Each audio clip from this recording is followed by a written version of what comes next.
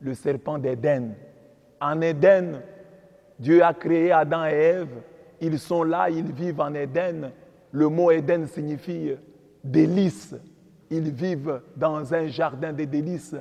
Ils vivent dans un bonheur. Ils vivent le paradis.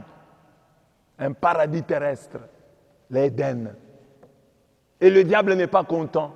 C'est lui le serpent antique. C'est lui le serpent d'Éden. Il vient, il passe par la femme, lui raconte des mensonges, contredit la parole de Dieu. Dieu, non, il a dit que vous allez mourir. Non, vous pouvez manger le fruit là, vous n'allez pas mourir. Il contredit Dieu. La femme tombe dans son piège. Elle mange le fruit et l'en donne à son mari, qui en mange aussi. Leurs yeux s'ouvrent. Ils se rendent compte qu'ils sont nus. Ils découvrent qu'ils sont néants, qu'ils ne sont rien. C'est un des sens de cette phrase. Ils découvrent, ils se rendent compte, après avoir désobéi à Dieu, qu'ils sont nuls. Ils ont perdu toute autorité. Pour avoir désobéi à Dieu, eux à qui les animaux devaient être soumis, maintenant ils n'auront plus d'autorité. Ils sont nus, ils n'ont plus rien, ils ne représentent plus rien. Le serpent d'Éden. Quel est son travail? Nous faire chasser d'Éden. Son travail, c'est cela. Le serpent antique, le diable, il n'aime pas notre bonheur. Il n'aime pas ton bonheur. Quel que soit le bonheur que tu puisses avoir, bien-aimé, sache que le diable est l'ennemi de ton bonheur. Il cherche ton malheur. Il peut te proposer des bonnes choses, mais c'est un voleur. Il ne vient que pour voler. Tout ce qui vient de lui est mauvais, même si cela a une belle apparence. Le diable est un menteur. C'est lui le père du mensonge. Nous l'avons vu avec nos premiers parents. Si lui est malin, à malin, malin et demi.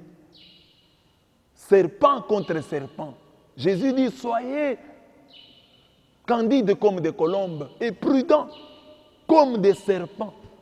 Nous devons donc savoir que le diable n'aime pas notre bonheur. Tu peux te retrouver dans un mariage, dans un travail, dans tes études. Le diable n'est pas content que tu brilles dans tes études, que tu brilles dans ton mariage. Le diable n'est pas content. Que tu brilles sur ton lieu de travail, dans ta profession. Le diable n'est pas content. Que tu brilles dans ton ministère. Le diable n'est pas content. Tu es aussi dans ton Éden. Ta santé, c'est un délice. C'est un jardin de délices. Ta santé, ton travail, ton mariage sont autant de délices. Et le diable, quel est son objectif?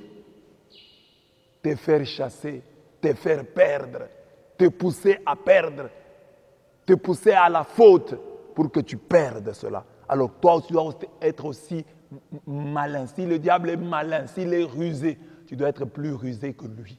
Tu dois t'accrocher à Dieu. Et il est tellement malin que lorsque tu pèches, lorsqu'il te fait tomber dans le péché, il te dit qu'il n'y a pas de miséricorde possible pour toi. C'est là que tu dois être plus malin que lui.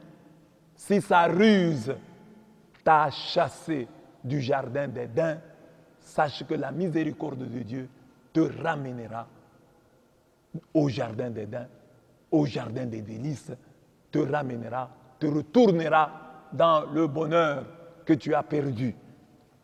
Il faut avoir cette foi. La ruse du diable nous chasse d'Éden, la miséricorde divine nous ramène en Éden. Nous devons savoir ça. Nous devons être plus malins que lui. Ne te laisse pas abattre par un péché.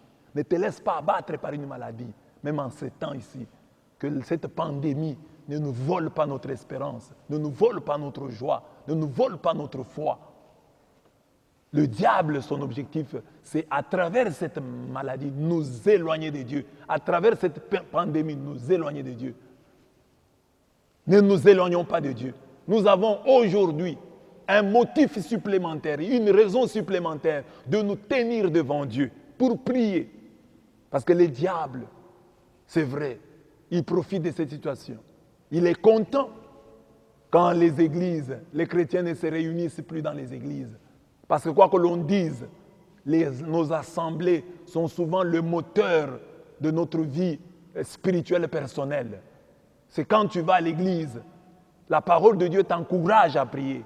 Mais maintenant, si tu es toujours à la maison, c'est un peu difficile de prier comme tu priais avant. Mais alors, c'est un motif supplémentaire pour nous, pour dire, voilà, comme le diable est content, il se réjouit, il se dit, en ces temps-ci, les chrétiens ne vont pas prier comme ils prient les autres fois, parce que prier en communauté, l'onction est grande. Toi, tu viens avec ton onction, moi, je vais avec mon onction. Nous mettons les onctions ensemble, il y a une plus grande onction. Alors, le diable n'a pas voulu ça. Et maintenant, nous devons le confondre. Là où nous sommes, nous devons organiser des prières. Nous pouvons faire des prières au même moment. Chacun dans sa maison. Mais nous choisissons une heure où tous nous prions. Comme église, comme paroisse, comme communauté. Pour humilier le diable, pour le confondre, pour qu'il soit honteux, pour qu'il comprenne que même s'il se réjouit de ce que les églises sont fermées, qu'il se dise même, qu'il commence même à regretter, dire, ah, les églises sont fermées, mais ces gens prient davantage, prient plus que d'habitude. Il veut que nous quittions notre Éden. Ne les laissons pas faire. S'il se réjouit, s'il se croit malin, montrons-lui que nous sommes plus rusés que lui par le Saint-Esprit qui est en nous et qui nous a été donné. Ne nous laissons pas faire serpent contre serpent, à malin, malin et demi.